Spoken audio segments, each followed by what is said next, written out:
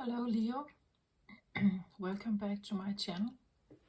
I am Mariana and I will do the vibes inside for you today. So, well,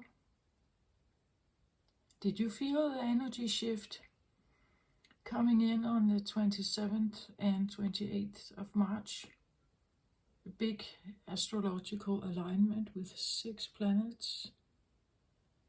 A galactical portal it was called, I think. Definitely a different energy I feel.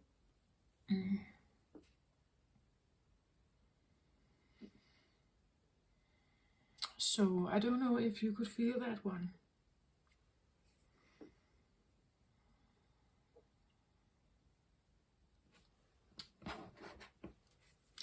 I'm going to just start shuffling because I have 4 decks, 4 new decks, and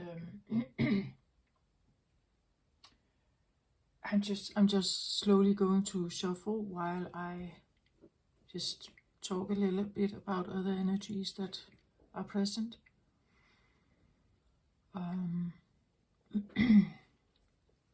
But I want to say, I feel like for you, Leo,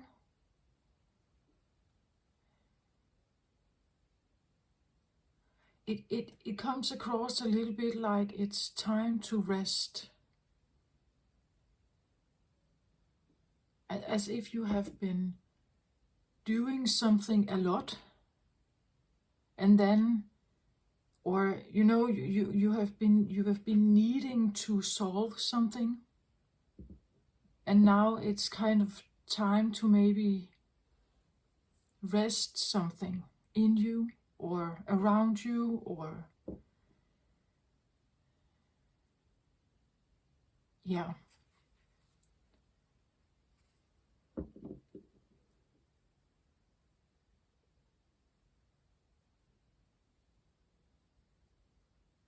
It feels like something you had to do. As if you were not given a choice, you had to do it. Like, really stepping up in the Leo energy, like really stepping up and take action and make decisions or whatever. But now it feels a little bit like maybe the project is over, or the issue has solved itself or is over, a conflict is over or something. And now it's this after feeling where you kind of maybe really need to relax your nervous system. You have to come back somehow to a more balanced you somehow.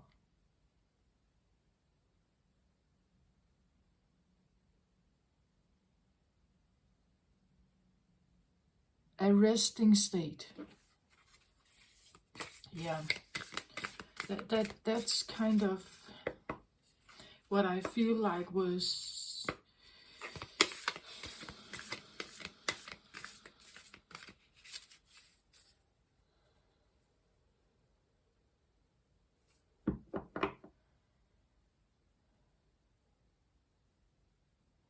I get like an exhausted feeling, like have you, like you've been running a marathon or something?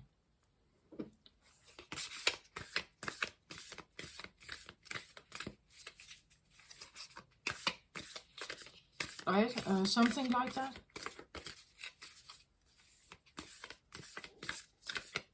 But either you have clarity about something, or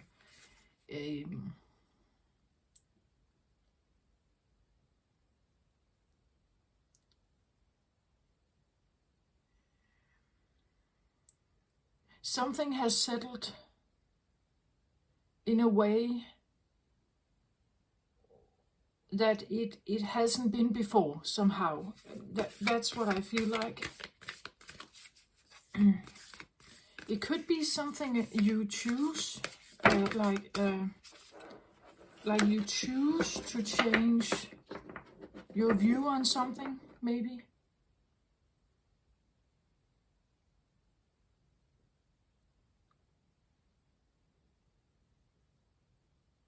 Let's say you have been quite obsessive about something, achieving something, or doing something, solving something. And you have come to the conclusion, and maybe it's not possible. Maybe it cannot be a win-win situation. Maybe you have to leave it, right? Maybe you have to leave it behind. And maybe, well, initially, maybe it's not like a settled time, but it will be like when you have some distance to it and you see it for what it was, it's like maybe you can really like just distance yourself emotionally, physically, mentally. And because you do that, it becomes a relief. I feel like, yeah, it becomes like a relief.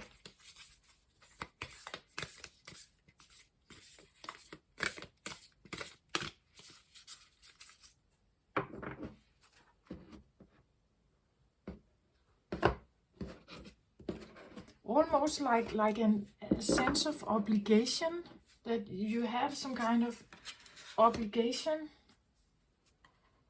or something, and it just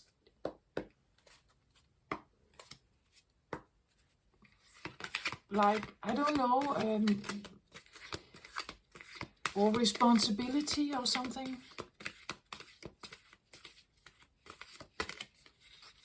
And maybe it's not your responsibility anymore, or you can rest it, you can let it be.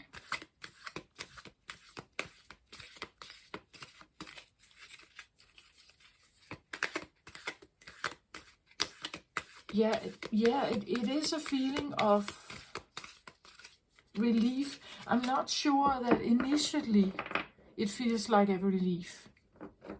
Maybe there's even some sadness to it, but or you know, it's almost like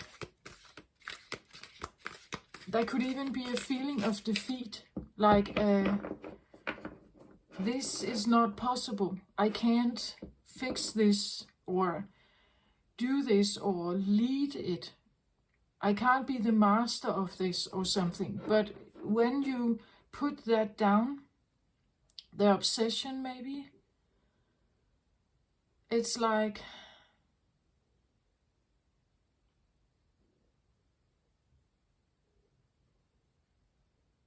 maybe you are not supposed to, right? Maybe this is not where you're supposed to put your energy, right? Like maybe you're supposed to figure out something else.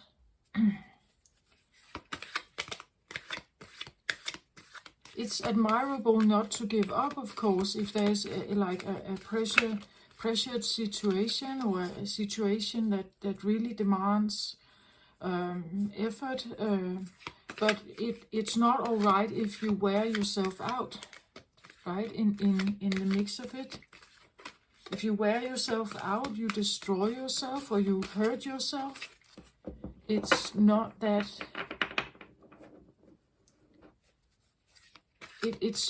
It's not right for you. If you wear yourself out, if you get obsessed with something, but you are actually in the process hurting yourself.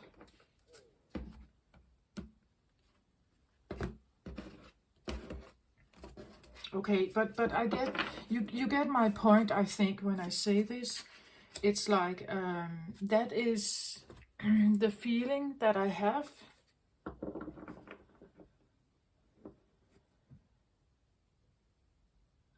The galaxy portal alignment that just happened these few days ago could actually have revealed a little bit about this. It is said to have, for some people, the ability to see a bit of your future self. So maybe you have realized something and you are changing your path, or you have changed decision about something.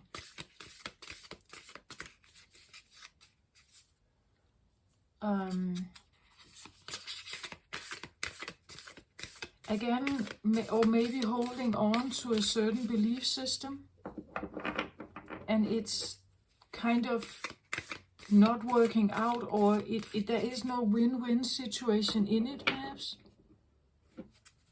If you deal with it, it will be a loss for you, or you wear yourself out. If you're not dealing with it, maybe you feel the, judgments or something from other people, the crowd, others around you. Or you may feel a pressure approaching you if you are not dealing with something. But when you are doing it, it's like it's wearing you out.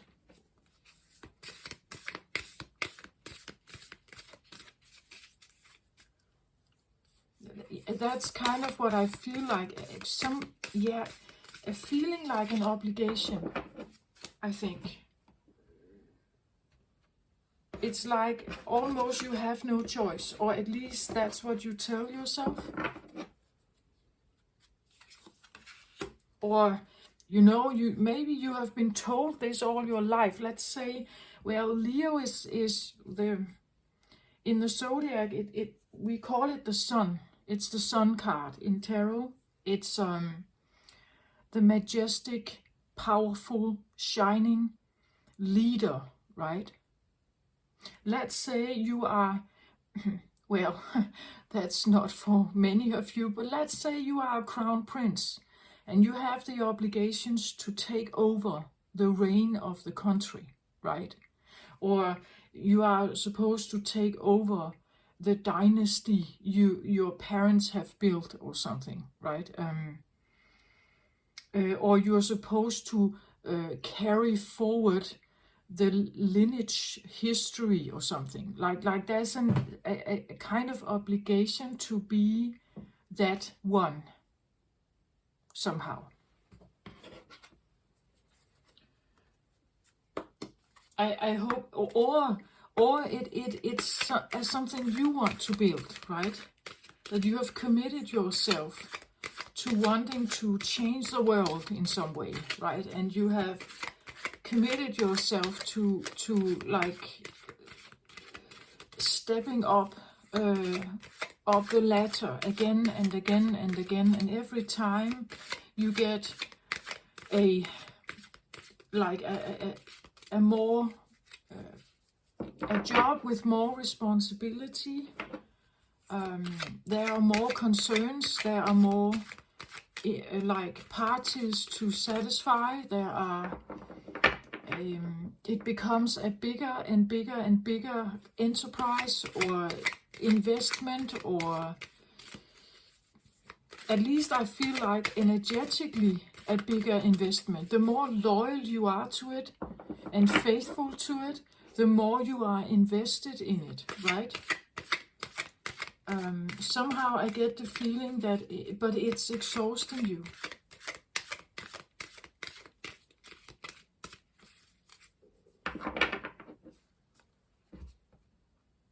Right?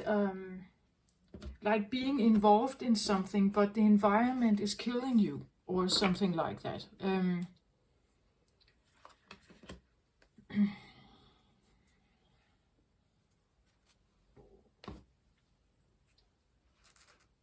I want to say also that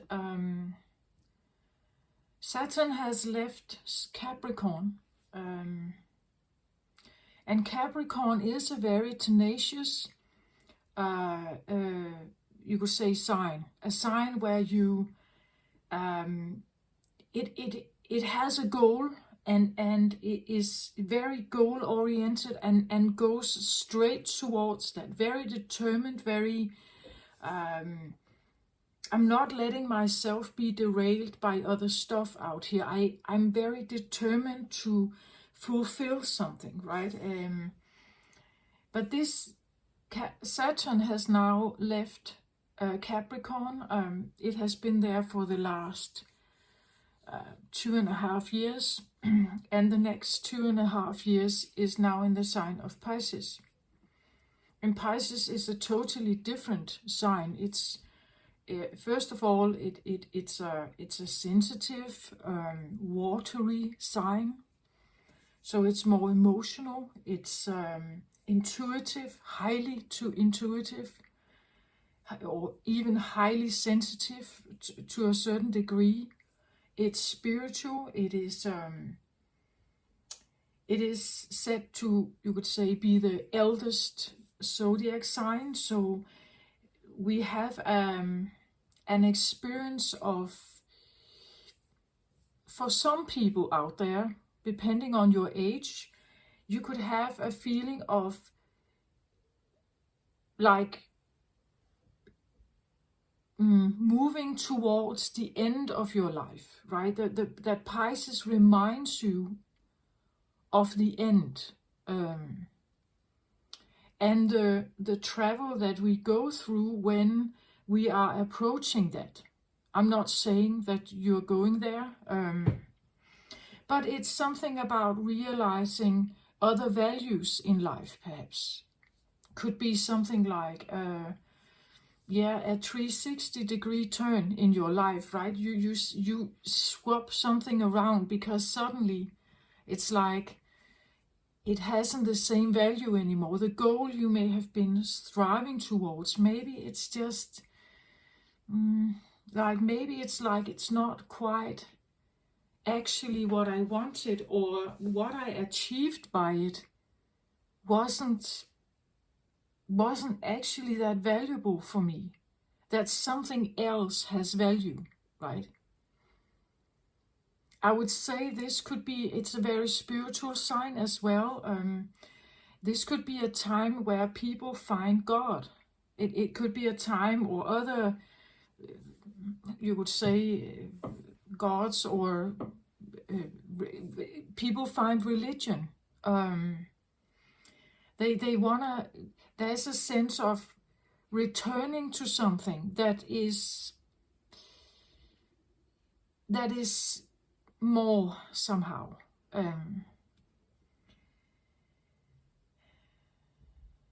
It could be something about really becoming quite much more in tune, a sense, a feeling of needing or wanting something else in your life, needing and wanting peace, or something else that even the most tenacious, goal-oriented, like decision making, and every choice you've made and everything you've made during the last 3 years, maybe that has been very, like, you wanted to achieve something, or you hoped for something,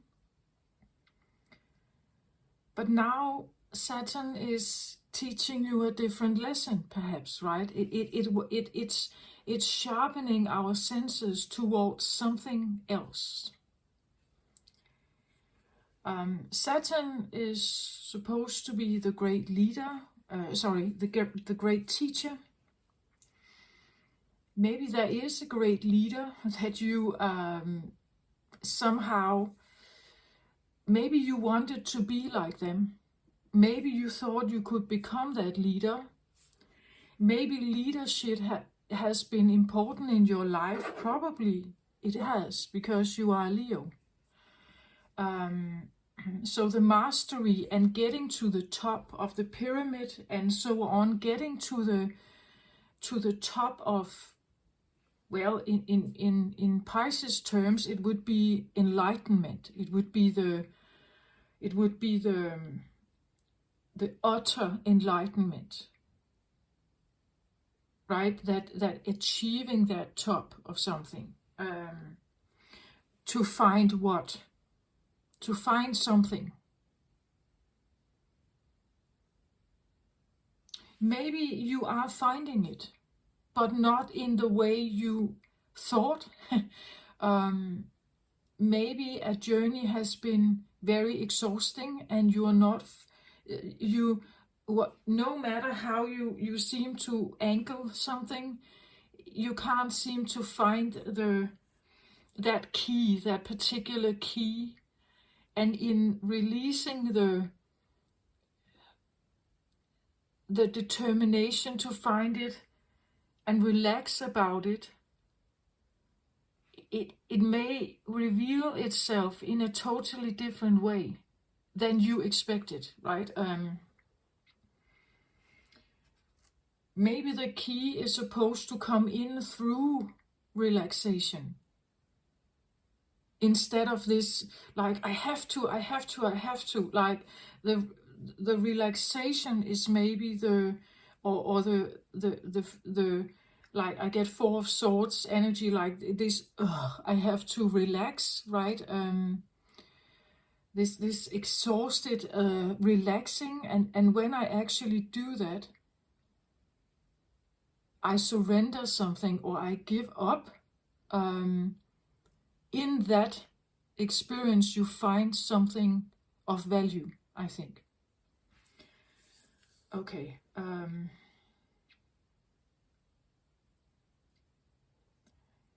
So again, last time Saturn was in Pisces, it takes around 2.5 a year in every sign. Last time it was in the 1990s. So maybe if you think back at that time, what was dominating themes in your life? I know for myself, I was like turning 18, and you know, I got my first real job. I got my first real apartment. I became much more acquainted with the idea of paying bills and being mature and being a good worker and stuff like that, right? Needing to become a more mature, trustworthy young woman, right? And at the same time, the 1990s were also known for the trance music, the techno clubs, and big amount of drugs. I didn't really do that, but I did drink. I did have drinks, but I know, well, this was all over the place, right?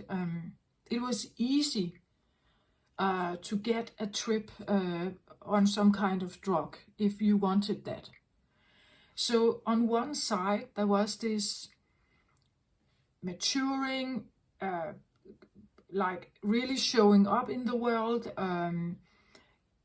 becoming responsible, showing and proving that I could be a young, trustworthy, responsible young woman, and so on, right? And on the other side, there was this wild, crazy, psychedelic kind of tripping in the nightlife. So the day life and the night life, right? And again, Pisces is known for the, you could say, the spirituality, ayahuasca trips, or, you know, like having these psychedelic color trips, spiritual journeys kind of thing, right? So there is on one side a very like ordered side, and then there's this expansive, colorful, I don't know, maybe to a certain extent even an escape. The shadow element of Pisces is escapism. So there is, to deal with something here, I may need some time to let go in other places, right? Or to find ways to relieve this feeling of pressure, to find that release somewhere else. I don't know, just take it how it resonates, but that was the that was something for me. I didn't really think much about it at that time, but today I see the duality, I see the separation of needing to have one version of my life working, and then at the same time, if this felt a bit too much, I kind of needed also to just go dancing, right? And just did not care really, that kind of feeling. Okay, and again, this like something new. From living at home safely with my parents, now it was I was in charge, right? I had to step up to that kind of responsibility, become my own, you could say, daily ruler of my life, right? I made dinner. I sorted my laundry, right? I made my lunchbox. I did all this stuff. I had to like be aware of my finances, right? I had to talk to the bank. I had to do this, where my parents had probably for quite a while taken care of a lot of stuff. I had no awareness of it, not that much. But now I suddenly had a lot of it. I remember this feeling of like shopping, grocery shopping. And I really realized how expensive toothpaste is, and how much did this cost, and how much did that cost. And all together, buying the things I felt I needed, it actually took an amount of the money I had. So I couldn't just shop clothes, right? I couldn't just go shopping, and if I wanted to go to the club in the weekends, I had to also have money for that, of course, right? And it's just this awareness of suddenly needing to, like, from being the child to being now the adult young person, right? And realizing that there are certain things that come with that change. And Pisces is about change. It eventually, as I said, the elderly, they get to a point where they leave the world, right? A certain thing of you is leaving, and something new is then starting. 2.5 years from now, when we have Saturn moving into Aries. Well, at the same time as Saturn shifted from Capricorn to Pisces, we also had a shift from Jupiter. Jupiter is now in Aries. Jupiter is a very fiery, new, it's the youngest zodiac sign, fresh, new, full energy, right? Here I come, and I believe in myself. I have all my batteries are fully charged. I am the great new version of myself. I have rejuvenated. I have all this stuff. I have fresh new ideas. I have all the enthusiasm, carpe diem, and all this fresh. And then I would say it's a bit on steroids because it's in Jupiter sign. And Jupiter magnifies everything. It's like a magnifying glass. It's the biggest planet. It's huge, and it's and therefore, to a certain extent, you may feel you have all the go-getter energy you want, right? To do something different about your life, perhaps. And at the same time, you may have an emotional side from Saturn that is working with you at the same time. But Jupiter in Aries is an overly abundant, enthusiastic. Here I come, taking action, choosing differently maybe, getting new ideas, and a doer energy, a fiery doer, fierce, fiery, fierce, go-getter energy. So it's an interesting time. But again, maybe you make some decisions for yourself after really like feeling into Saturn that there's something that I have to change something.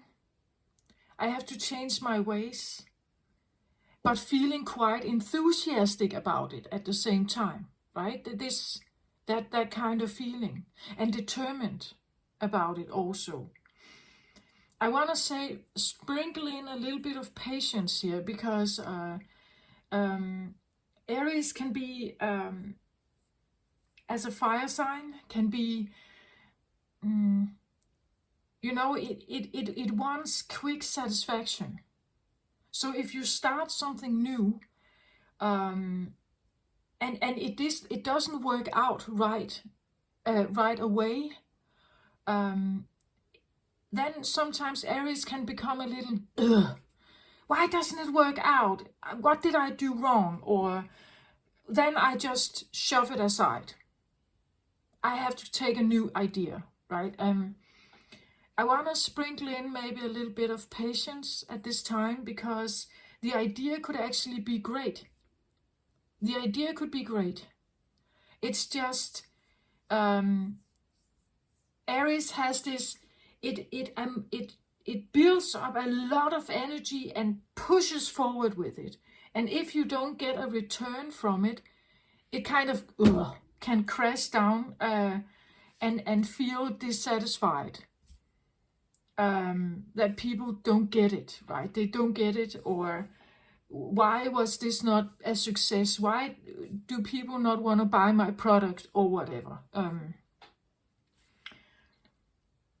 So maybe just sprinkle in a little kind of patience, because you can have great ideas. Be aware of the upcoming Mercury retrograde. Shadow period starts here around the 7th April, culminating at the 21st of April, where Mercury is retrograding for around 1.5 months. In that period of time, I would ask you not to start something new. Or if you're starting something new, it's not something you find out at that time. It's something from before. It's something you have thought about maybe for half a year or something like that, or 4 months or so. And you have read everything in detail. Like you have read everything with small print, right? You have really investigated everything. Otherwise, I wouldn't start anything during that time. It's of course up to you. I'm just saying, not starting something new, not signing big contracts or something, no big investments and things like that during that time. But retrogrades are good for reflection, thinking back, wondering, have I thought about everything? Is this a wise decision? Whom am I supposed to collaborate with, and so on. Again, also depending on where you, let's say you have a Leo Mercury, right? I would be a little concerned about the retrograde period. Okay, so I actually started out with not so much light. I only have the candle here and a little light from the window in the background. I don't know if you can see but that's also a kind of feeling I had to this. It's like resting, right? Maybe like really, really using the the night time to rest. Instead of watching telly or doing all kinds of other stuff, like really use the quietest time to rest, I want to say. um, a bit like people did in the old ways, where there were no electric light and we had no television and so on, right? People lived with the light. So when there was daylight, they were up and going. But when the darkness came, they kind of retrieved into the homes. They settled, they had less active activities, and they went to bed early, right? Because that was the normal routine.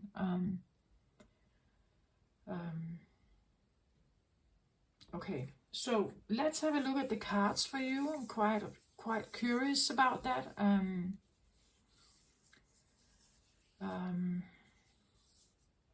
And I want to show you what I have, what kind of cards I have, because there are 4 new decks here.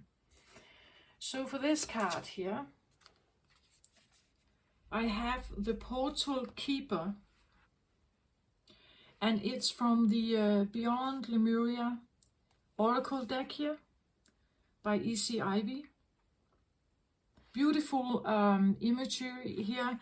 It kind of reminds me a little bit about the Avatar film, the blue people here, right? And if you don't know about Lemuria, it was existing before Atlantis.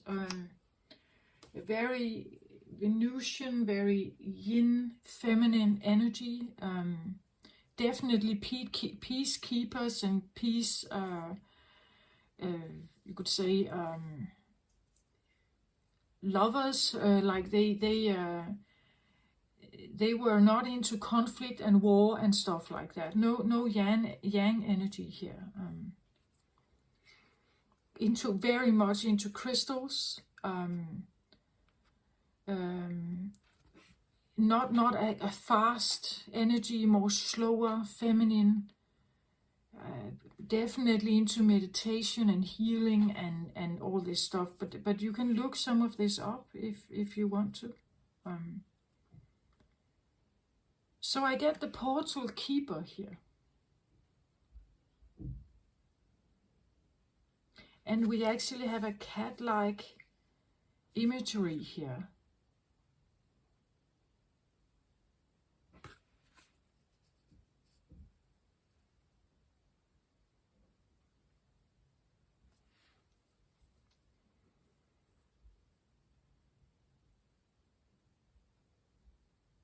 The Portal Keeper.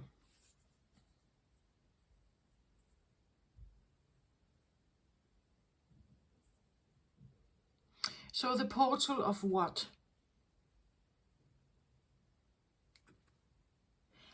I kind of feel like this is in the background and he's kind of sitting here and he is deciding something about this portal, right? Maybe you need to have some kind of conversation with this guy here, whoever this is. Or this girl here, whoever this is. Like, it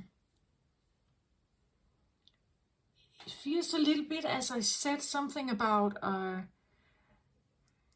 that maybe, and again, Lemurian here is soft. It's more passive than active. It is yin. It is a more relaxed energy as opposed to a yang energy. It's less active. It's less. Not to say that they were not doing anything. They were just not running, right? They were not doing weight lifts. They didn't do that. Like that. That's not at all Lemurian. This is. And again, this is before time, right? This is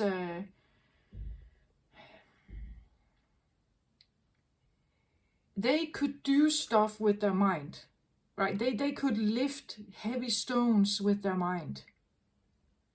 They didn't need to hack it, like and form it and stuff. They could just tell it. They could tell the stone to transform itself or lift up.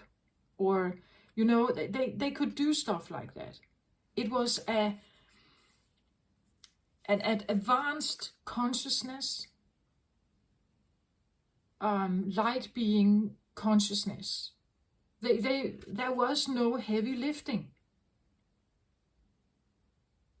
At least if you believe in this stuff, then I'm asking you just to be a little bit open, but that's how they did stuff. They built, if you believe this, and those who feel like they connect with the Lemurian energy, they can see this in visions, like at crystal palaces and so on. But it's not like they were having workers do this. They could build it with their mind. They could envision it and create it with the mind, and it would lift up and move and just shape itself like that.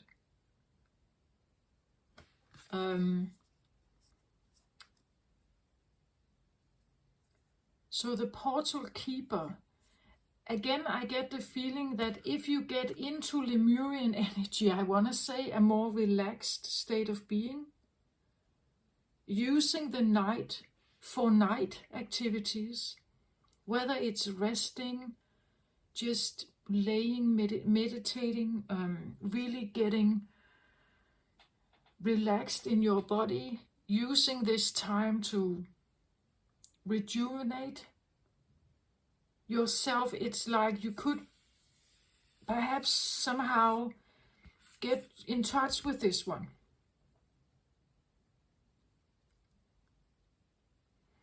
And they somehow keep some kind of portal here. For what? For astral travel or something that happens at night. I feel like that. Something that happens at night. At least right now for you in this reading, it's something that happens at night.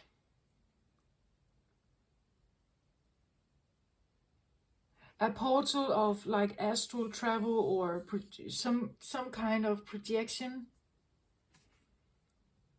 You could say, could this be a keeper that is a portal of creativity maybe? That could be open for you, but you have to get acquainted with this one. Right?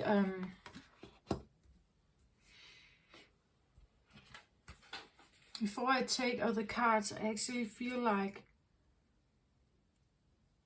and it's interesting because, well, if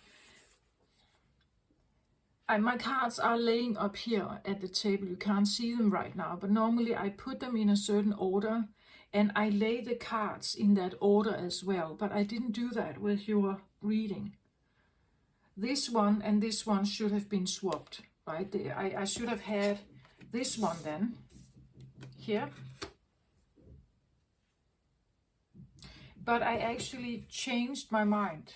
It felt like I should have, like the focus, a focus, it could be the feeling that you can't access something. Like something can't be accessed. And maybe you have been quite determined to learn how to do that, or to have that ability, or be that person, or be that healer, or be that whatever.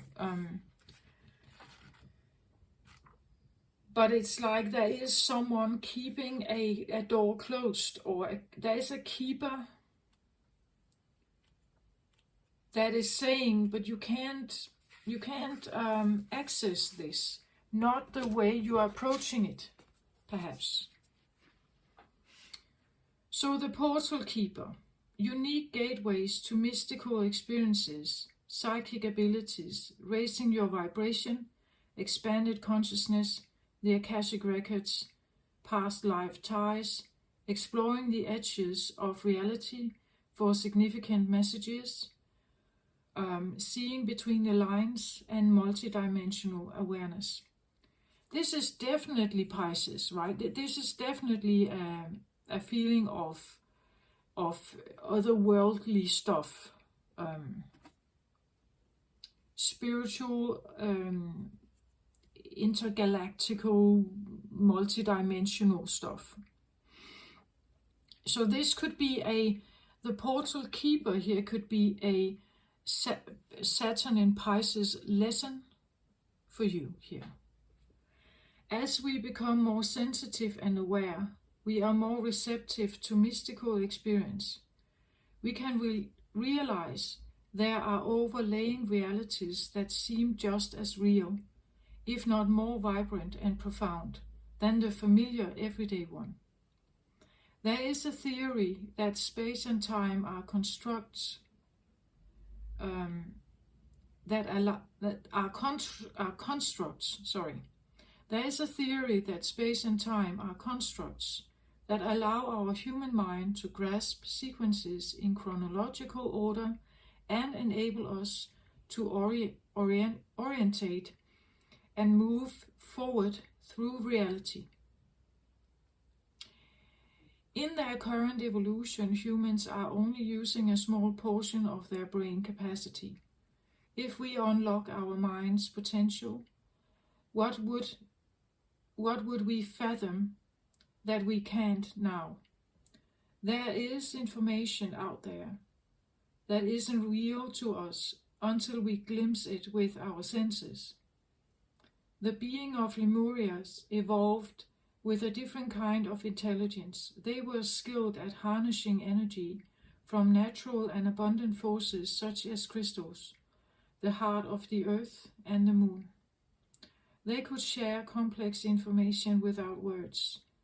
The Lemurians operated in multiple realms at will and could disappear from human perception. Technically, they were in the same location but in an overlaying reality, a parallel dimension, which could be different. Physically advanced people can sense discarnate souls, elementals in nature, and spirit guides. They can also see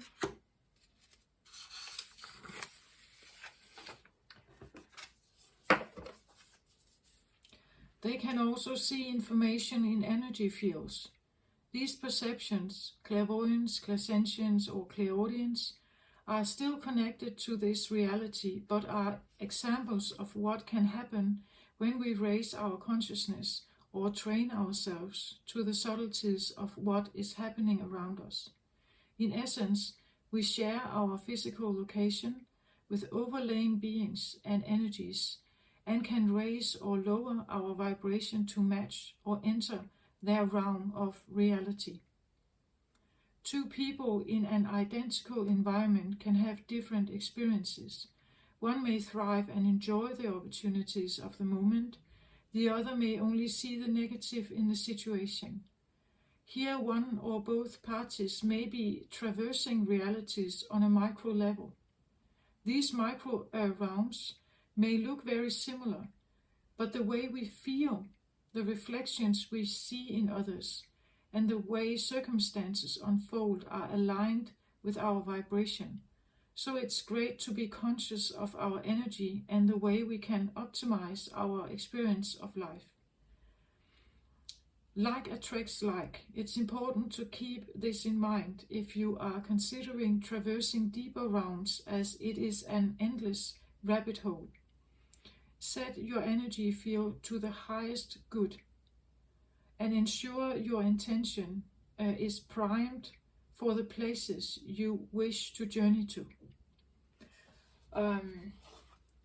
Again, I feel like nighttime here, right? I feel like, and maybe this portal keeper is actually very important, especially when you enter night sleep,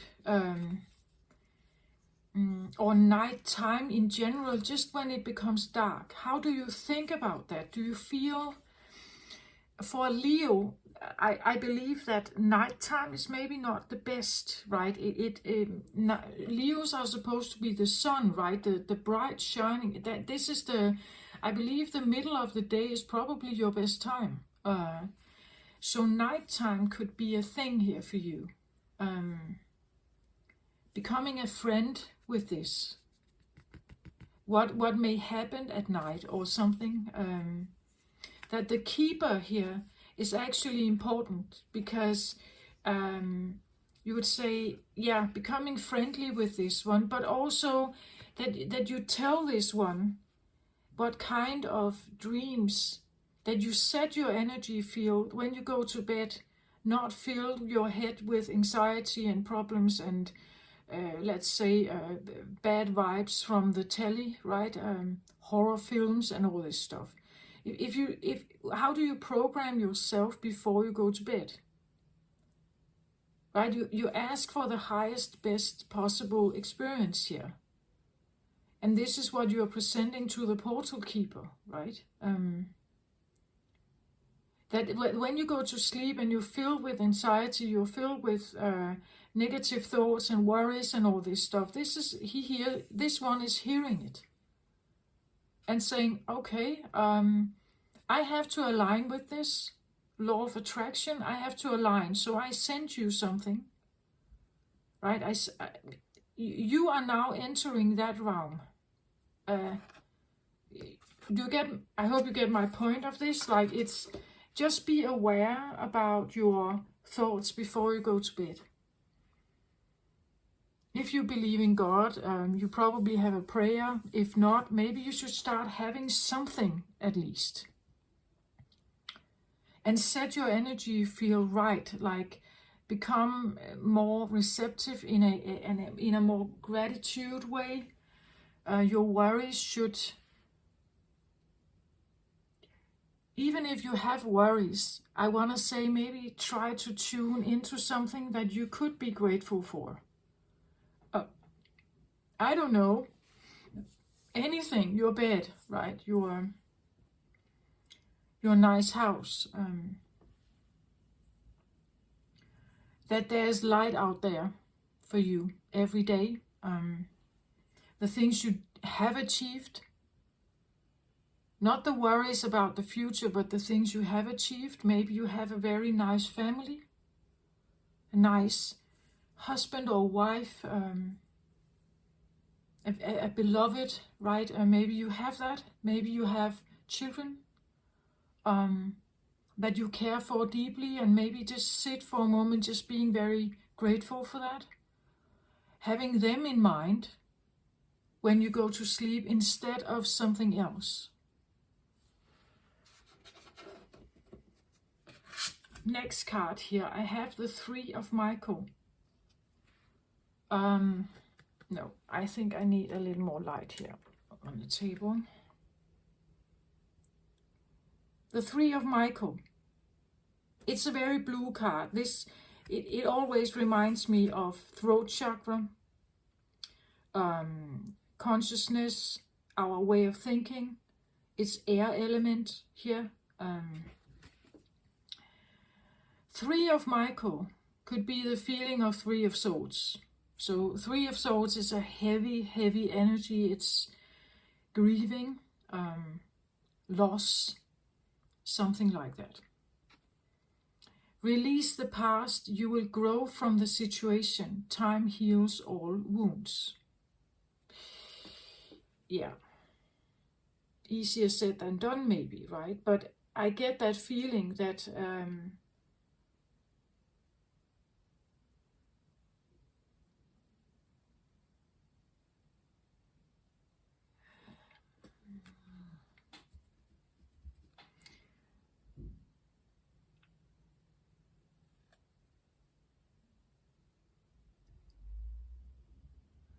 he's holding her here, right? You can ask Michael to maybe help you, right? Let's say you go to bed and you just have this feeling in the room, like this, like a sad, heavy feeling in the room. You can ask for him. You can ask for him to come in and help lighten the mood in the room. But again, with gratitude, right? I sometimes do this. I call in Archangel Michael and Jesus, and I'm asking them to lift the the mood in the room, like they cleanse it from energies that don't belong to me and that are obsolete, and they are not helping me in any way. They are not beneficial. If I can feel them somehow.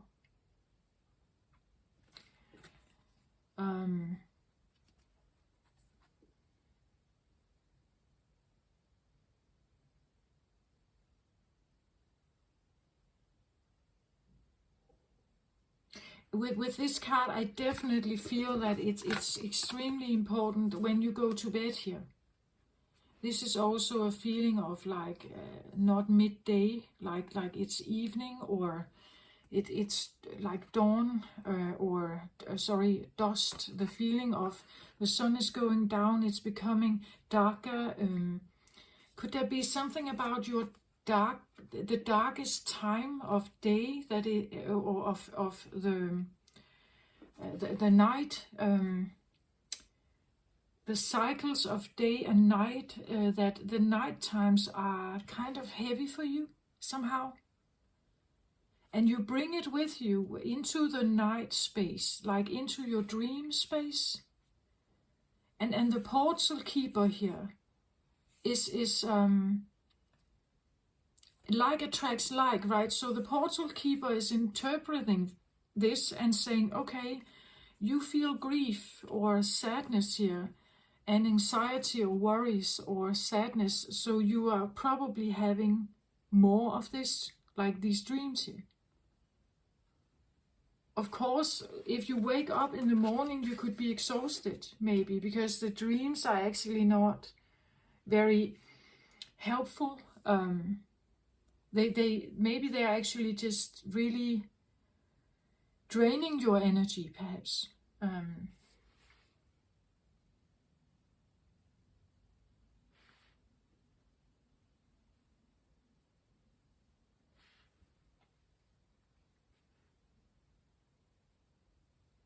It could be that when you are actually laying here, if you've lost someone here, you're thinking about them, right? And you miss them.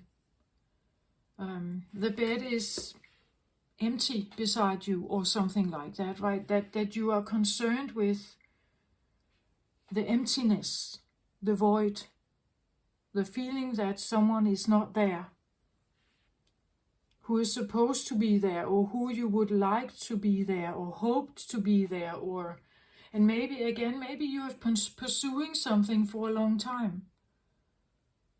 Maybe you have been pursuing the idea of becoming pregnant for a long time. You wished for a child, you're longing for a child, you hoped for a child, but when you go to bed, all you think about is the empty little baby crib, right? The sadness, stuff like that. But I just want to say, you can take this with you into your dreams.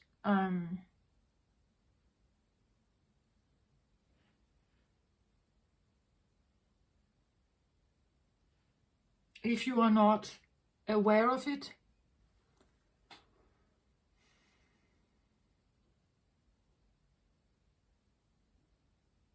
whatever this is, it can be any kind of loss. Maybe it's something, maybe you lost your work, right? And you're worried about that. You're worried about the money situation or something. You take it right with you into your sleep here.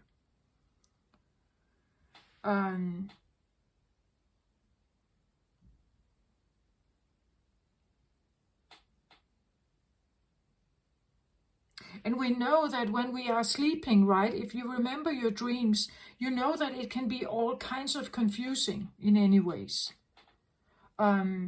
It sometimes a dream can feel like a psychedelic trip, right?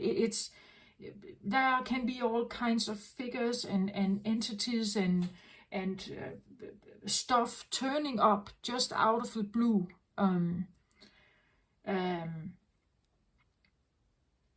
This can be a nightmare, right?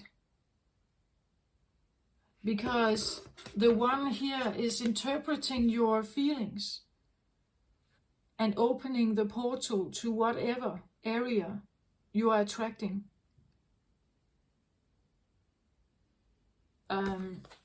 be aware of that, that maybe you are with your thoughts and your mind, because of something here, you are actually attracting more of a nightmare.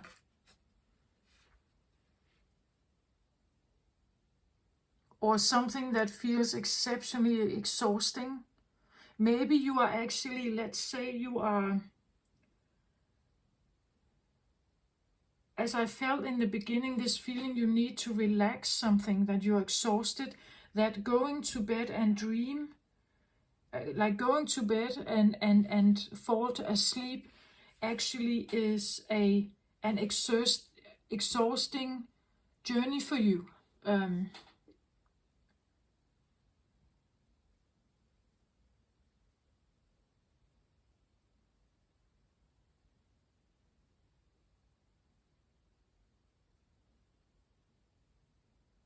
So the rejuvenating, good sleep you should have has now maybe the feeling that it has become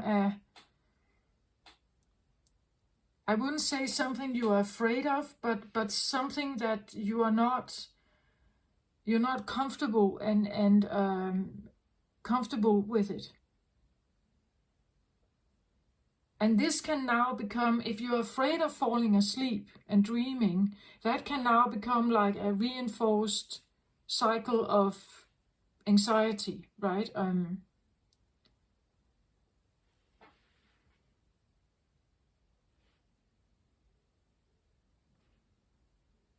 when you are sleeping, this is where you are in contact with your subconscious.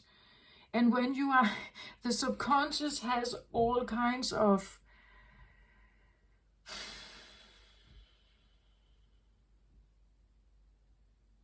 if you don't know about your subconscious, if you have no clue, if you haven't done any shadow work, you are now dealing with your shadows, right?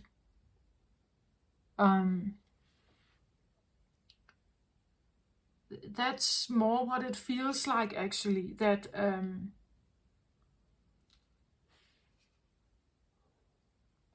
let's see if we can do something about it. I have this shaman, the mystical shaman oracle here right underneath this portal. So let's have a look at this. The sacrifice reversed. I'm not reading reversals for now because it's they are still new to me, these cards. The sacrifice. I had this, was it for Taurus, I think? Taurus. Sacrifice. But I want to say, if this comes up like this, it could be the feeling that there's something you can't let go of. Let me just show you the book here. The Mystical Shaman Oracle deck. If you're interested in these cards. Well, the sacrifice, these cards typically come with, well, a little message, but also something that is supposed to be a symbol, right? She's releasing a little butterfly here. That can be a symbol, right? That something very big here could own that butterfly. But because you see the beauty of it, you're letting it go, right? You're sacrificing maybe your own feelings of wanting to own something pretty to the idea that they have, I actually like them better when they are flying freely over the field and I can watch them, right? So I can enjoy it more if it's free. But the sacrifice can be anything here.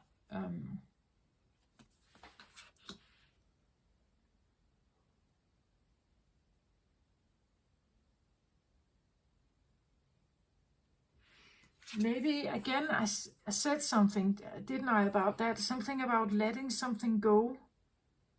needing to give something up, but maybe you have not been doing that. Like you, as I said, maybe you have been really like focused or determined on wanting to achieve something.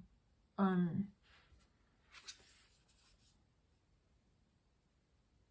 maybe like putting so much pressure on it, right?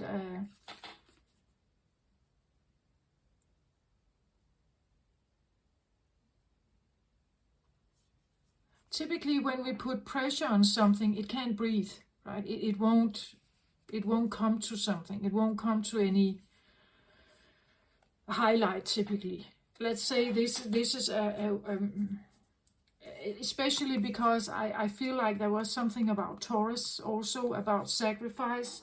And Taurus is about, that's the second house. It is our safety in the world. It's money. It's our, you could say, place in the world to pay the bills and so on. That's Taurus also, right? Taurus is also luxury. It's Venusian. It's quite likes luxury, likes the great nice dinners out and romance and stuff like that. That's also Taurus, right? So take that how it resonates. It could be someone you have in mind here. Maybe you should let your idea of someone go here. If it's a person,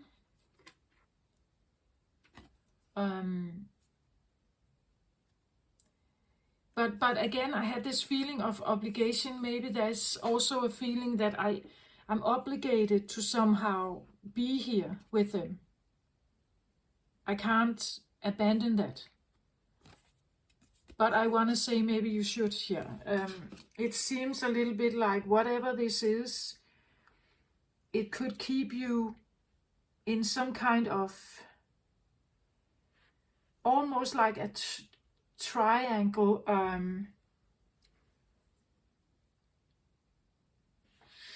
Jupiter and Saturn are both external. They are outer planets, what we call them. So this is an outside influence on you. Where the personal planets can be more of an internal process relating to that. I want to say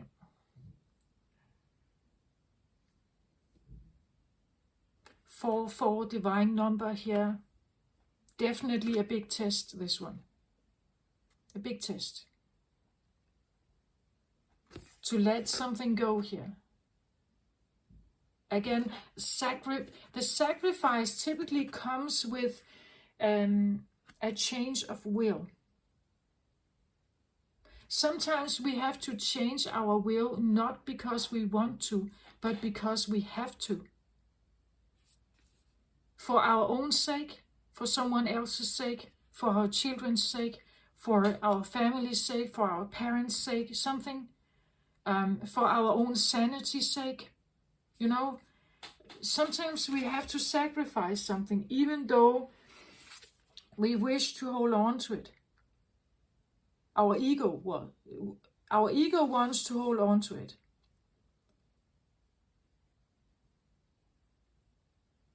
The ego is the selfish one inside us, right? It wants to hold on to whatever we want, whatever we like in the world.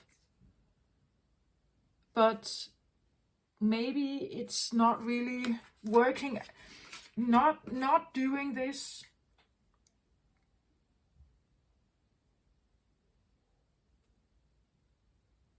And now again, I feel the patience, like sprinkle in a bit of patience. There's something, whatever it is that you may need to let go of here. I feel this strongly related to whatever this is.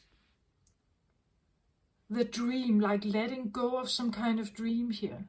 Or even an illusion, right? Letting go of some illusion. Heartbreak here. Maybe a romantic thing here. An idea of something you wanted deeply here. Your ego did. Wanted something deeply. But if you think deep or morally, ethically, spiritually even, is it okay to hold on to something that is needing its freedom.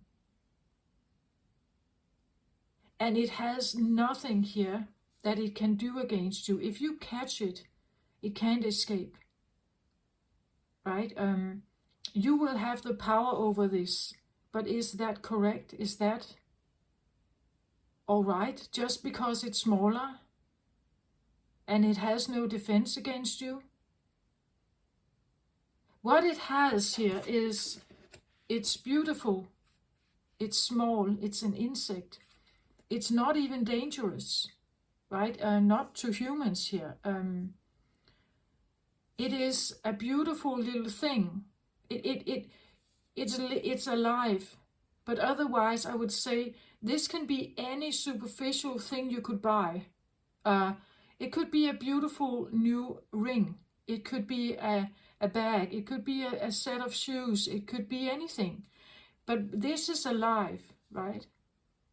What it does in the world is that, at least to the human eye, it's beauty, right? It has a sense of flower. It almost looks like a flower. It has this easy flowing way of just fluttering over the field. It's a small little beautiful thing to gaze at, right? It cannot harm you in any way. It cannot do anything. You can just observe it, right? And just, it has its little cycle of life. But when it's here, it offers some of the most light, easy, fluffy. There's no density to this, right? It's very easy, very light, very fluffy. You can easily destroy the wings. Again, it's not dense, it's not robust. This is a thing in the world that is, I want to say, one of what we, with the human eye, would probably suggest as some of the less, like very light, not dense, colorful, beautiful experiences we can watch. It's a living thing. This could be the feeling of a child, right? A little beautiful, smiling, laughing child running in the garden. Because you're the parent, you can do what, to a certain point, you can do something about the child. The child weighs less kilo, so it's less dense. It hasn't yet felt the weight of the world on its shoulder. It's protected by you, right? It hasn't yet felt the weight of the world on its shoulder. Maybe you have been protecting someone here, and it has felt very exhausting for you to do that.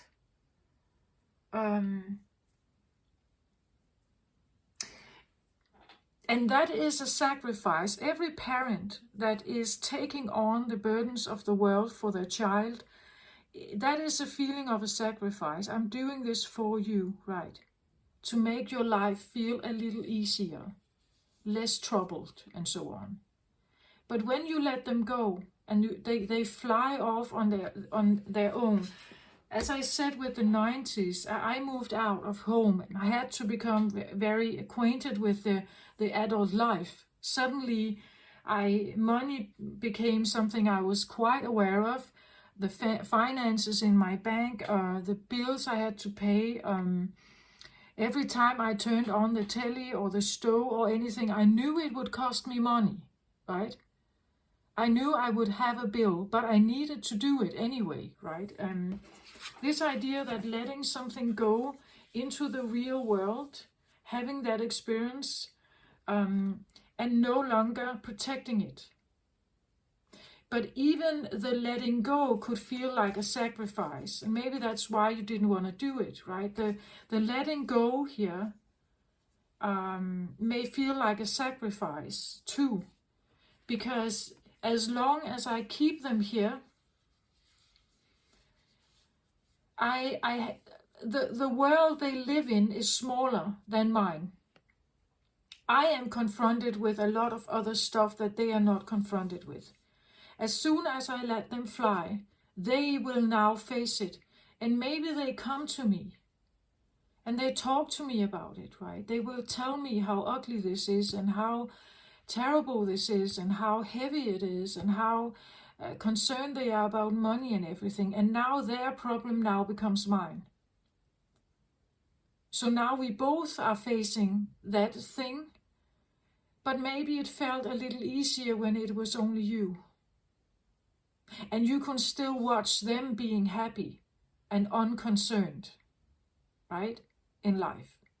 As long as they are happy and unconcerned, I would be willing to take on the burdens of life, perhaps here. That's what I feel like. And maybe letting that go. Again, as I said, maybe if let's say you have a young one moving out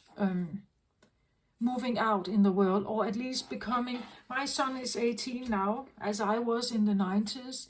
He is now entering the world, you know, as an adult. The legal age for being adult in Denmark is 18. So he's now entering this world. And I'm seeing him, you could say, just slowly but surely taking off in that direction, right? And, well, do I have concerns about that? In some areas, I think I do. I would think that would be normal for any parent who cares about their children. But at the same time, I also have to let him fly, right? I have to let him fly. But could I still be concerned? Yeah, of course I could.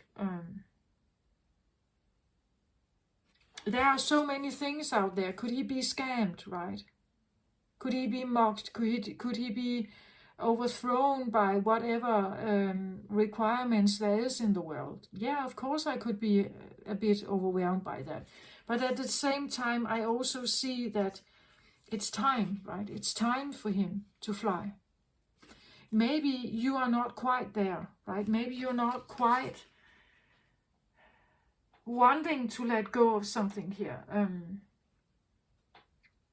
And that is because it also, letting go of them could break the feeling of breaking your heart, right? If something happens to them, it could break my heart here. And letting them go also breaks my heart, because now I'm alone, right? Take it how it resonates. It's like, yeah, that's what I feel like. A sacrifice can be in so many areas. You put extra burden on yourself can be a sacrifice that is exhausting you, right? But you would rather have that giving them the burdens perhaps here.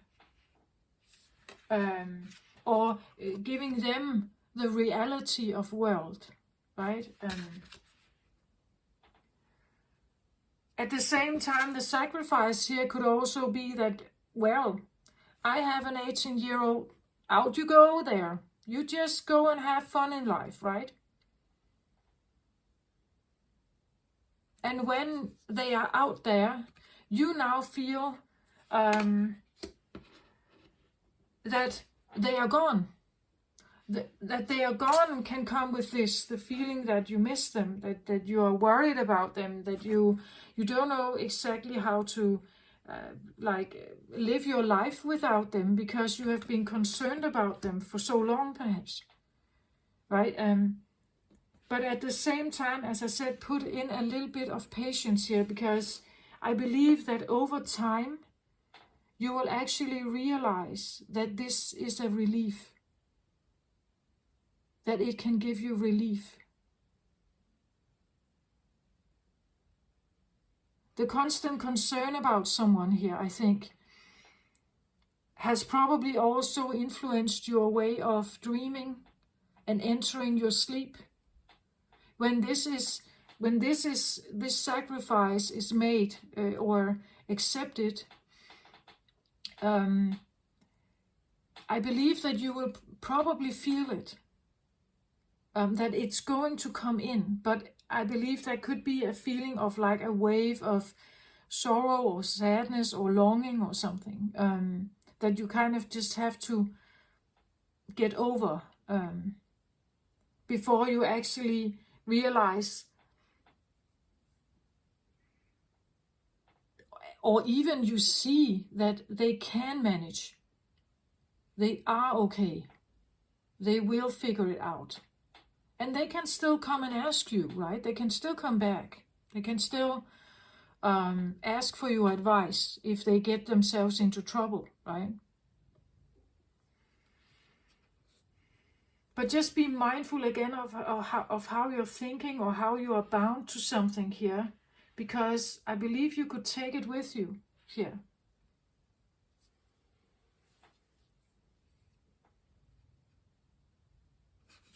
Next card out, hostilities. Hostilities, being hostile, feeling you're tied to something, that you are imprisoned, that you are somehow needing to fight, right? That's what I feel like. Your dreams can become a fight here, that you're fighting for someone. You have been for a long time, I think. This card is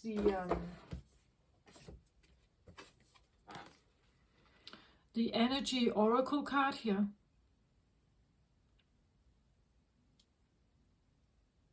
I have another 8 here now, 2 and 6, and I have 4 and 4, also 8 here. 8 in tarot, you could say, we have 8, 9 and 10. When you get to 10, you have reached the end of something. So if this is going on the 8 level, I want to say this could be quite heavy.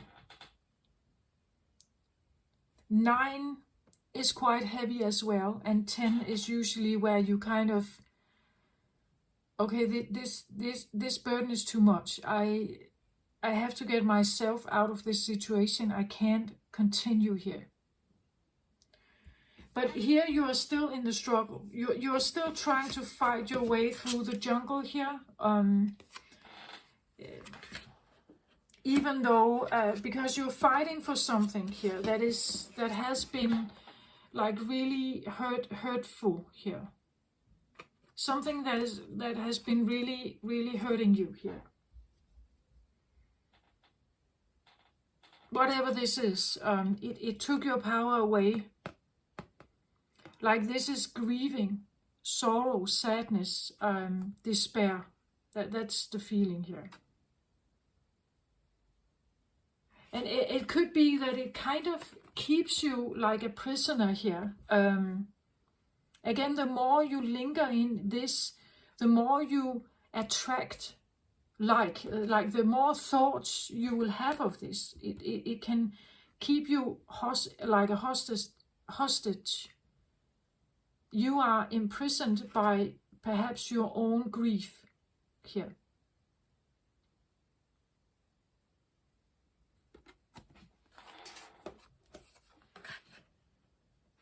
And the universe has no choice. It brings to you what you are concentrating on. It seems a little bit like you want to hold on to something. You don't want to release it. And because of that, it's keeping yourself hostage here. You're keeping yourself entrapped in something. When we are living in grief, we are actually living with the dead. We're living in death. Those we lost, or what we lost. We are living in the limbo of death, the in-between. You are alive, but you're not alive. It's this idea of to be or not to be living or not to be living. If you are not being living, you are here. This is your life. From this place, you are now, you could say, we could see this as a realm that you have entered a realm, and in that realm there's only sadness, despair, things that threaten you, where you have to fight against it. Think about this. This is a nightmare. In this space, it can only be a nightmare. It can only be a nightmare. Because there's something you're not releasing here.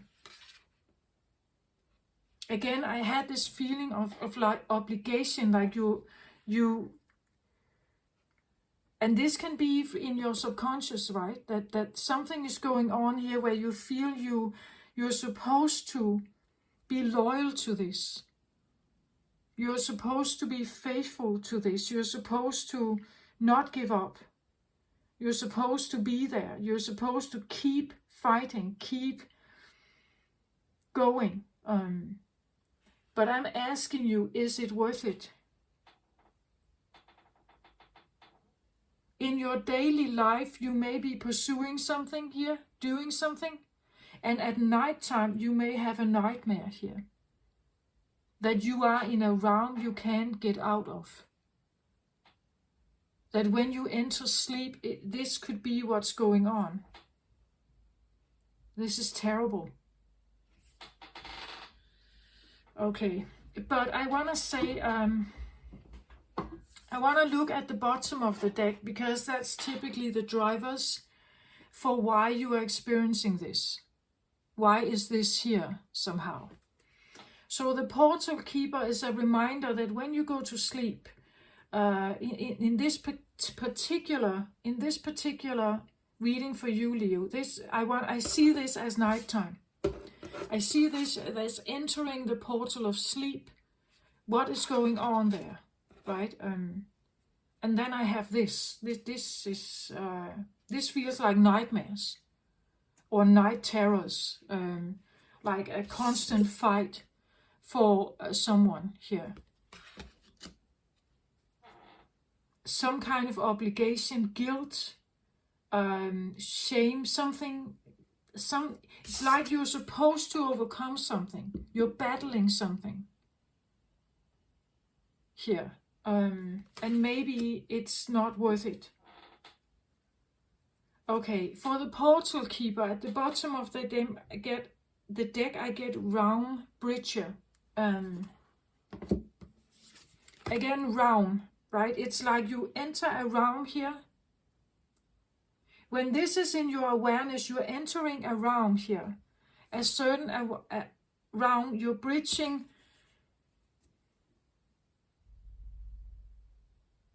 I want to say with this reading, I really want to emphasize that you have to become aware of this.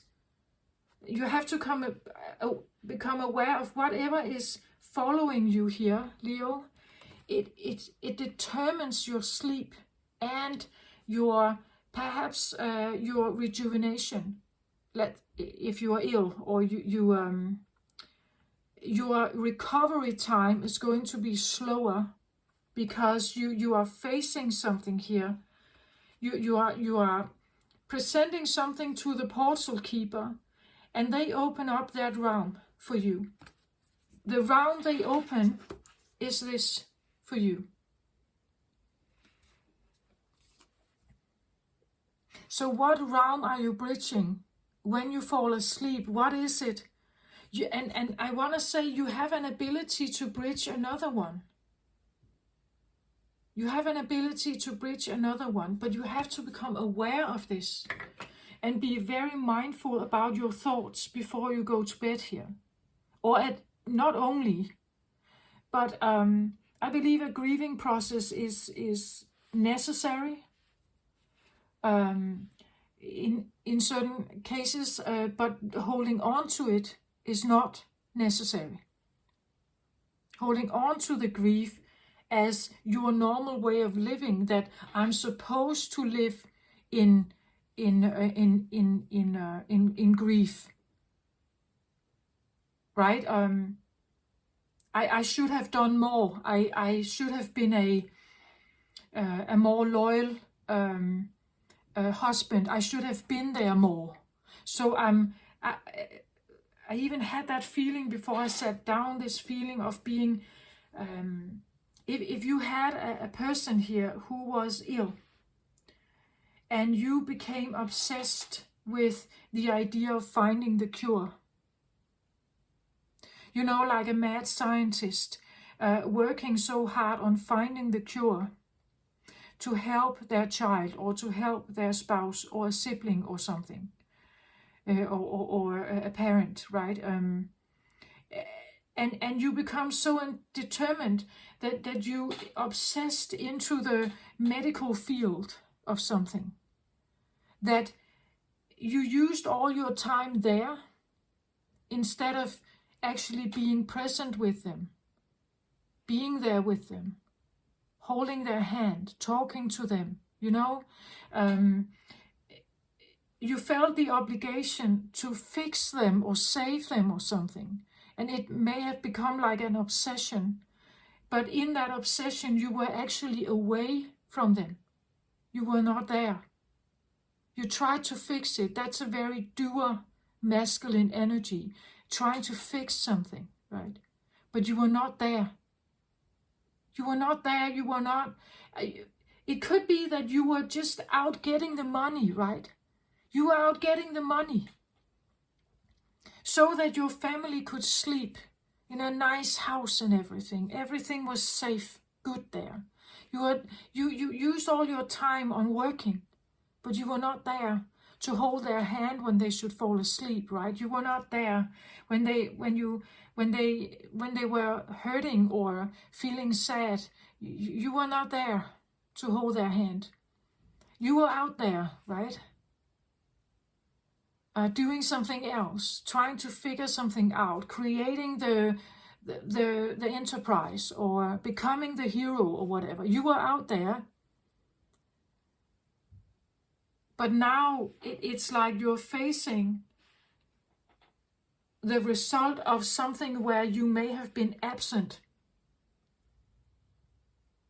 And it's just showing up as a nightmare.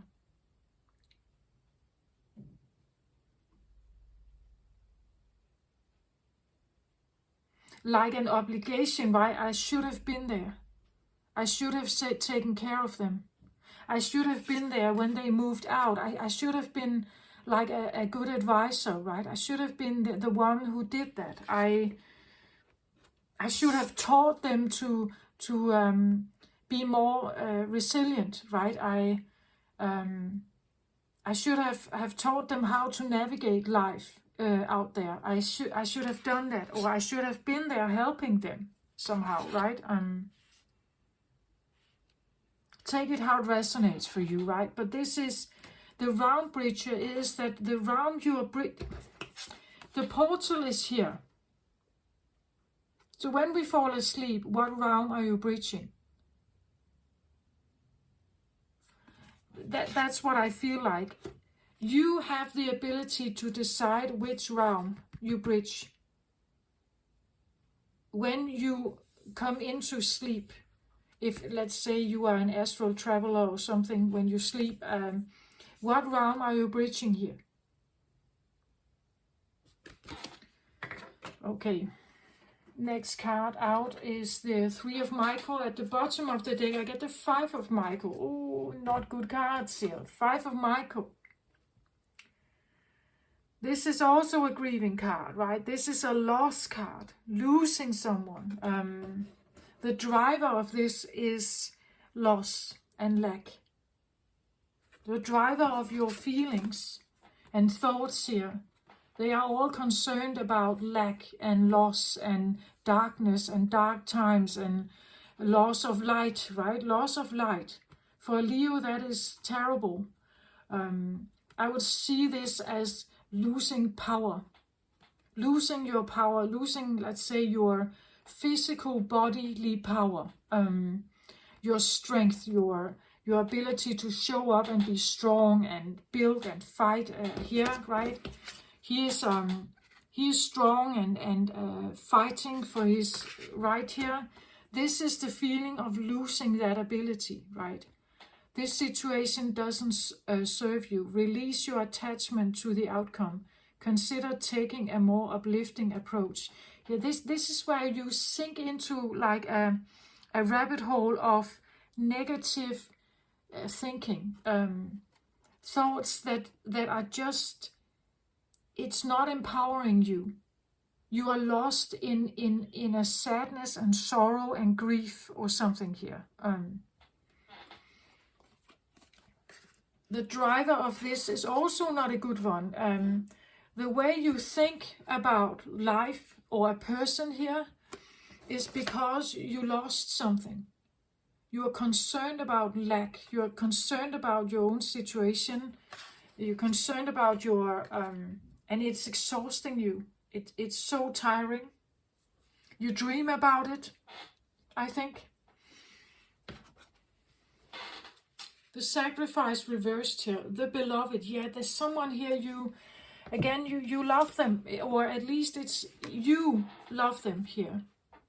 But I'm not sure they love you, right? You love them. You are attached to them somehow. You have a lot of feelings involved in this. And if this is not you, you can reverse the characters, right? But you are, again, a 5 card. This is a loss card. Also, it can be a card of change. 5 can be a change card. I want to say reversed and reverse, like you can't let go of something that probably doesn't love you. You put your heart into something that is full of lack and loss here. Grief, sorrow, losing someone. They are not there anymore, right? Can't let go of the grief here. Can't sacrifice that for your own well-being. And again, it feels a little bit self-sabotaging, like you're doing it because you feel obligated to, or that you should be feeling awful. Yeah, that's what I feel. I should be feeling awful here because of something, some kind of obligation. And because of that, you're a hostage. You are a hostage here. It keeps you hostage to think like that, to have that belief. It could be a situation where you lost, let's say you lost a husband or a wife, and out of loyalty towards them, you keep grieving. You can't let yourself have freedom to go out and maybe seek a new partner, right? You are keeping yourself in a hostage situation with someone where it seems like they are not here anymore, you lost them, or they don't love you, like it's not reciprocated. And that's why you feel the lack, that's why you're heartbroken, that's why you are, you enter a realm of maybe nightmare here, or a lot of sadness and despair. And it keeps you hostage here. Let's have a look at the bottom of the deck for that one. The thinking woman, overthinking something. The thinking woman here.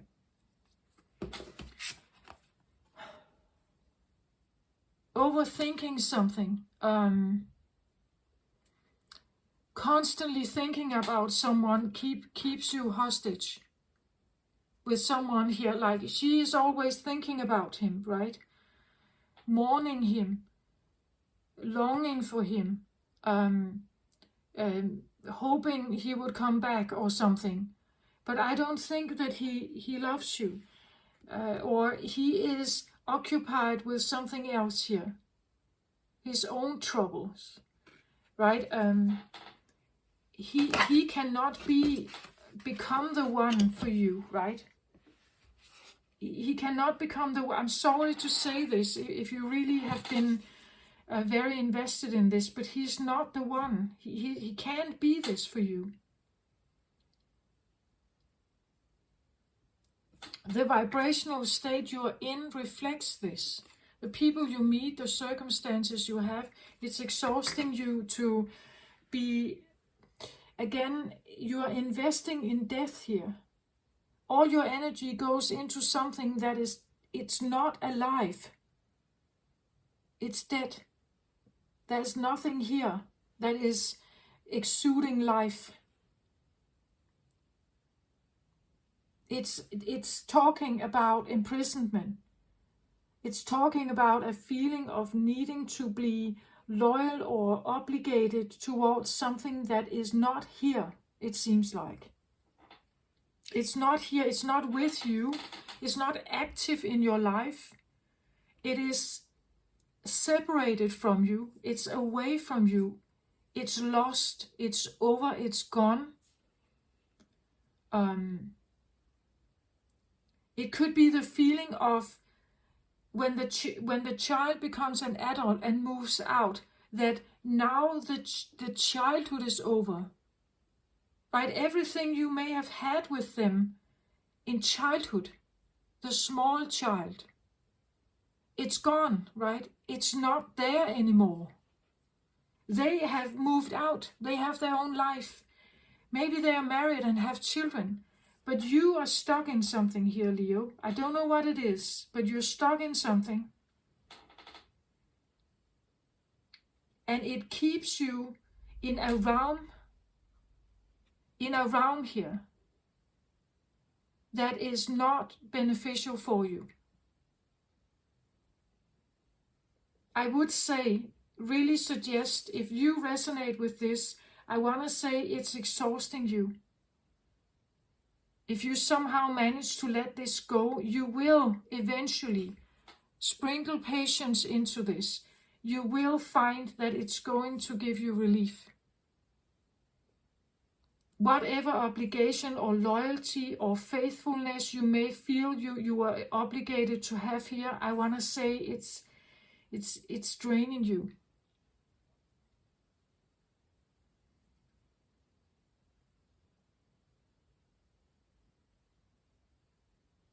Imagine you have a switch before you. If this is your circumstance, imagine you have a switch in front of you and you could simply just switch it off. And just allow yourself to have just a few seconds where you feel into that. If you could just switch it off, what would that be like? Wouldn't it give you a sense of relief? Maybe not the first minute, but just think about it.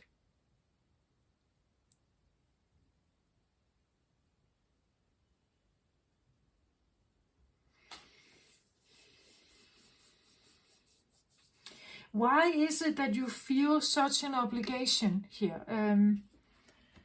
Why is that? The High Priestess.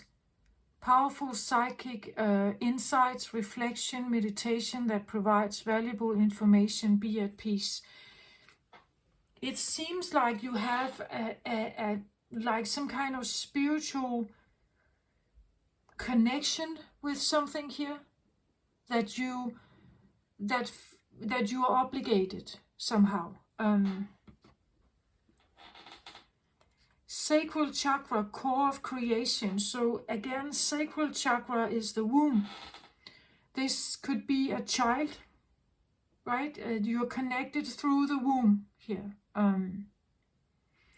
Or you are connected through the sacral chakra, which is also, you could say, life of creation. I even have orange at the table here now. It's the creative center. It's also sexual center. let's have a little more here. And now the next here is the moon. The cycles of the moon. There was something, I read something where it said something about the moon. Where was it? It was the Murian thing, that they are connected with the moon and the cycles of the moon. I even want to show you the card to understand a little bit better, because the cycle of the moon takes different forms here. At least how we view it from the earth plane. We see the moon like this, right? From new moon to full moon, changing shape.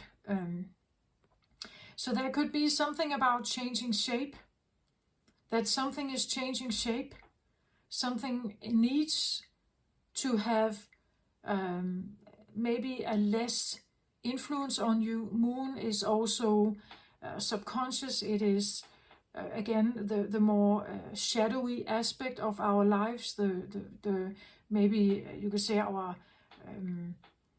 sadness. It could be things that we should have done. We could have done. It's the things that keeps us up at night, maybe. Again, the moon cycle, this is night time, right? That maybe you feel a stronger sense of shift with the moon cycles, that your feelings go up and down, or the moon is also related to things like grieving, sadness, loneliness, that kind of feeling.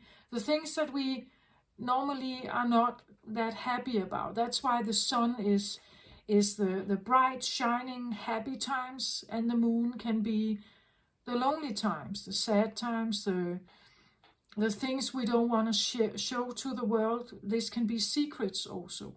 We keep it a secret maybe here.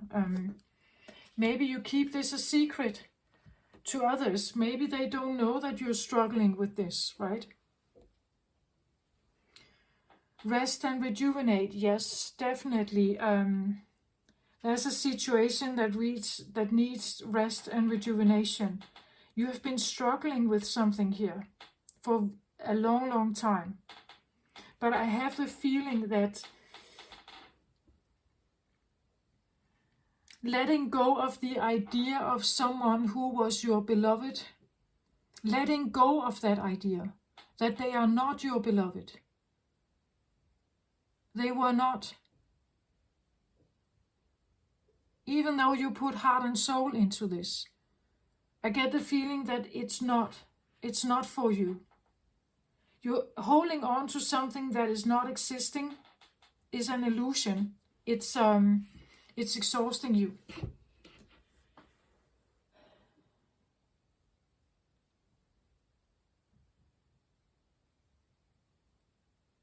Overthinking something.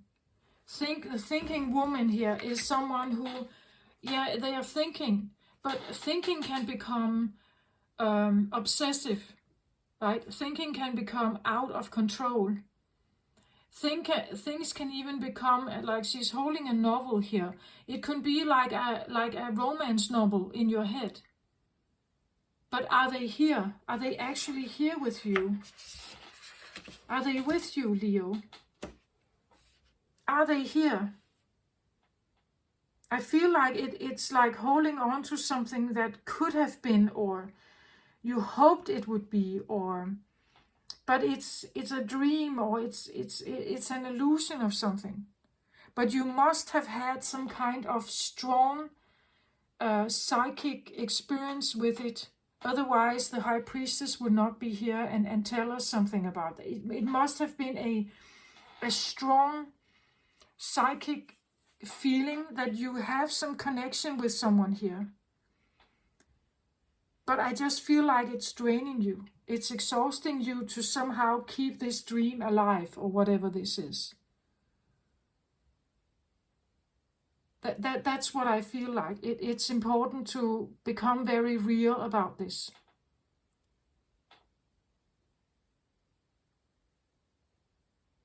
Even if, let's say this is a person that is alive, but they are separated from you and you have no contact with them. I really feel like there is no contact. There's a thinking here. But I think whatever he is doing here, he's not like either you're thinking about them romantically, but they just want to fight you, right? Look at him. They just want to fight you. They're not open. It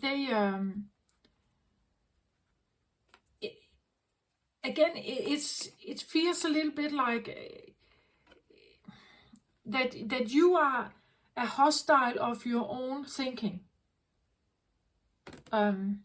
or that the way you think about something here makes you take a certain amount of action. And that action is actually just keeping you hostile. You're not opening your eyes to other options.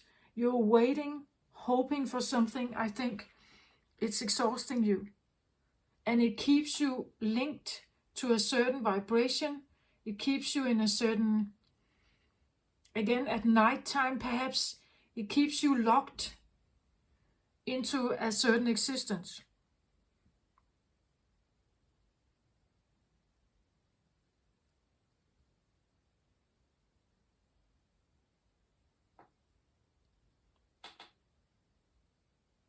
This feels, as I said, like a nightmare. You're trapped in your own way of thinking about something, and you can't let it go, it seems like. What could be an advice here? I feel like I have already said it, but what would be an advice here? Yeah, I can't say this more clearly, can I? Freedom. You need to free yourself from this. This is a dragonfly, right? And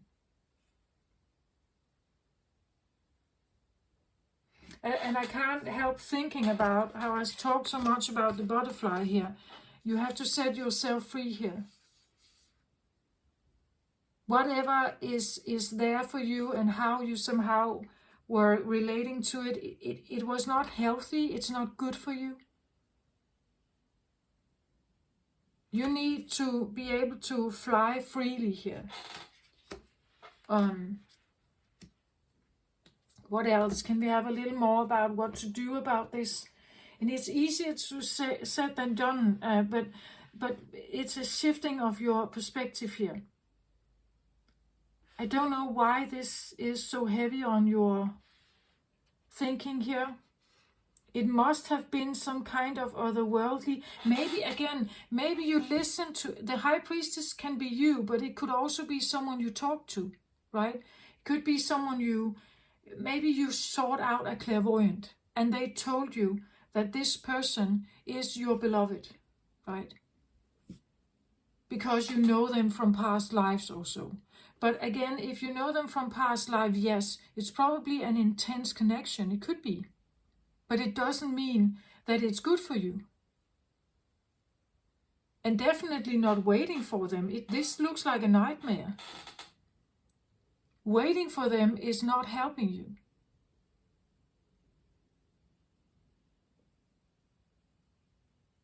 So if you talk to someone, a clairvoyant or someone, maybe you listen to me, I don't know, but I'm just telling you that whatever this is not right for you.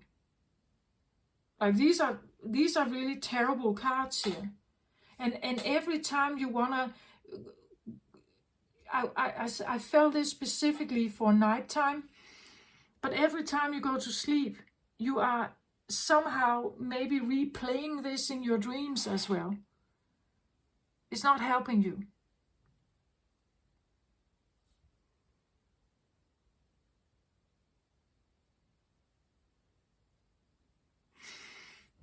What else to do here? 5 of Gabriel. A challenge you can resolve. Withdraw from the drama of others. Have patience with yourself and those around you. Yeah, it's looking at you instead of others, right? Have your interest on you instead on them here. Take your power back to yourself, you could say, and use your time wisely. Withdraw from the drama of others here. If they are in some kind of situation here that is, if they are married to someone else or so, you can't be part of that. A way of getting yourself out, receiving freedom, is to maybe get yourself involved in something else, right? Something you like. And have patience with yourself. Again, before you go to sleep, instead of focusing on the anxiety, try to, you can even listen to a meditation that tries to install more positive thoughts just before you go to sleep. You can be grateful for the things you do have. You can be grateful for the things you're learning here also. You're learning something. You can be grateful for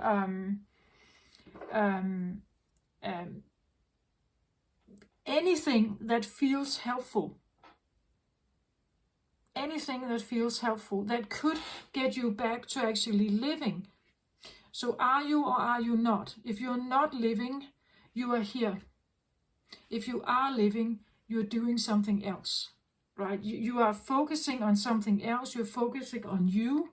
You're focusing on what you want. You're focusing on maybe hobbies you have, things you like to do, people you would like to visit, places you would like to visit. But this is just keeping you sad. Try to focus on something that could give you life somehow. What else? The child. This can be your inner child. Maybe you have something you liked to do when you were a child, right? It can be your inner child that is doing this. So maybe you need shadow work here, right? Maybe you need to figure out why is it that I'm so attached to someone here? Why do they have that much power in my life? I have given them power here. I have allowed them to control my mind somehow. Why? Why is that? Why does someone outside of myself have this power over me? Or a situation, why does it have this power over me? I feel more like a person with the beloved card. Why is it that I'm staying here with this? If I feel like I'm a hostage of my own thinking, that I'm loyal to something. Why am I loyal to something and feel obligated to something if it's not there? Or if it's lost somehow? Why do I feel that obligated then? Could have something to do with your inner child here. Something you experienced as a child. It could have to do with your own child, as I said.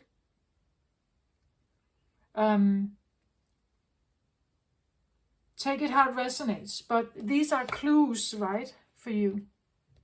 Can we have one more, please? Door to value. Okay, so there's something about your self-worth, I want to say, maybe. Your self-worth should maybe be different here. You should see yourself in a different light. That it's not always about others here. It could be about you. Maybe you have an inner child with no self-value. So now you have gotten yourself into a situation where there is not, it's a hostile situation here. Or hostilities, at least there are quarrels or criticisms, or look at him, it's like he has to be on guard here. He has to be on guard. Because hostilities means that it's not a safe environment, right? And Door to value definitely for me means something about self-worth. How can I find value myself without them? How can I be of worthiness and of value? How can I be okay on my own? That you are good enough by yourself? That you alone are enough? We are always enough, but many of us just don't know it. The door to value is something like opening a door to seeing that you have much more to offer. And if someone cannot see that, if this is a person that you've tried to win over, perhaps here, or you have pursued them or something, and they just keep saying no to you somehow, or you have pursued some kind of I feel like a person here, and they keep saying no, they keep keeping you apart, they keep saying no to you. But if they can't see your value, maybe you can't see your value. And you should start with that, right? Try to build up that value inside yourself so that you don't need this, right? You don't need them. You don't need someone. Sometimes making someone this special is because you want to feel special. That you have made someone special in your life because you actually wanted someone to make you special in their life. So you have made you have created something that you would like to receive yourself. Someone who would be that determined to be with you, or be there for you, or be loyal to you, or be faithful to you, and be around, or whatever. Maybe you have like the feeling of sacrificed your life for someone. But the point is that maybe you did this because you hoped someone would do that for you. And that keeps you hostile in your own thinking, right? Even if, let's say, you are actually behaving like this, you're making someone that special in the hope to reverse the situation, and they will now find you that special, so they will come to you and give you an offer and everything. But you are doing this to someone else. And they are just receiving. They are receiving what it is that you put into it. They are not thinking about reversing it. They're receiving something from you, perhaps here. And that keeps you hostile. You are trapped now, right? You are trapped in a giving situation that is exhausting you. But what you deep down want, perhaps, is actually the opposite. You would like them now to see how beautiful you are, how much value you have. And now they will come to you then and sacrifice for you and be loyal to you and be beloved, your beloved, right? And show up and do all this stuff for you. But they are not doing it. I feel an absence. I feel they are not here. Ghosted, separated, whatever, no contact. It's like they're not there, but there is a sense of loyalty. The only way that you can change this, because it keeps you hostile here, is by changing your way of thinking. If they can't see your value as you are, without doing anything all the time, they're probably not right for you, right? If you stop doing the things, if you stop thinking about them, if you stop being loyal to them, if you stop doing that, if you stopped investing in them,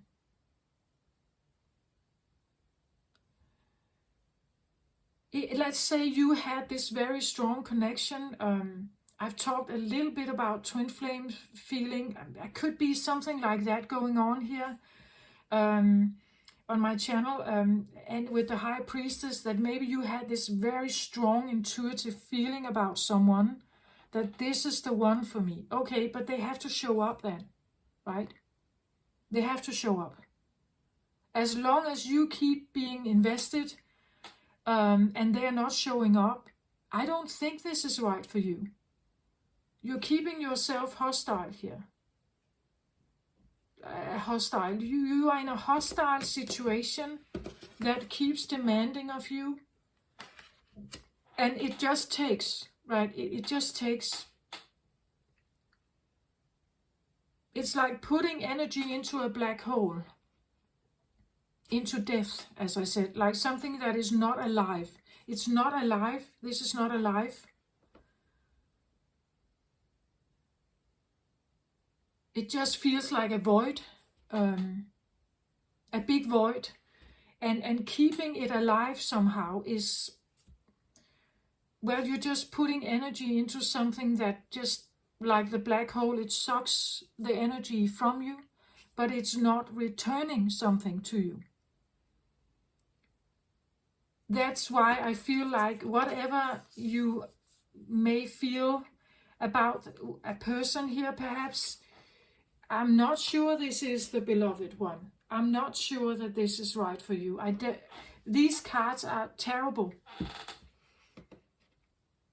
It's exhausting you, being loyal to something that is not there. No matter how strong this connection was, no matter how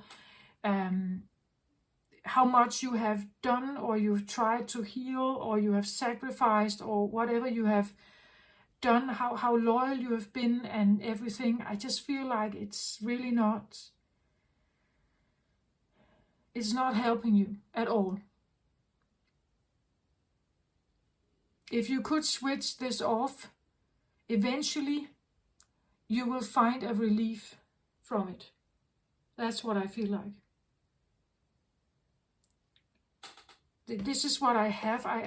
I can't change these cards. They all kind of tell the same thing. I really hope this helped someone out there.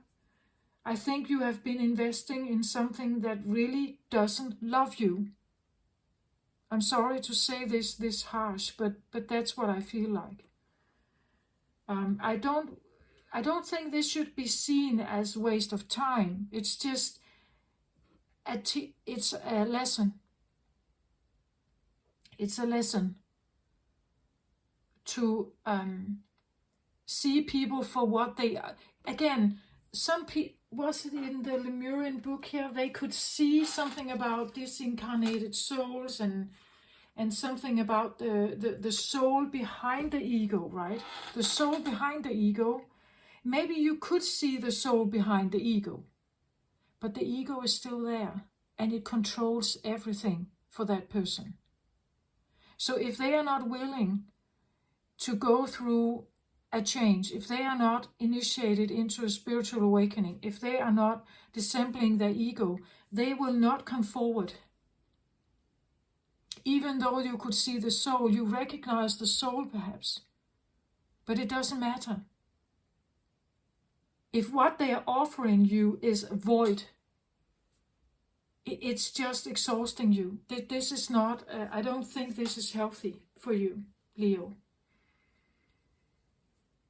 I hope this helped you somehow.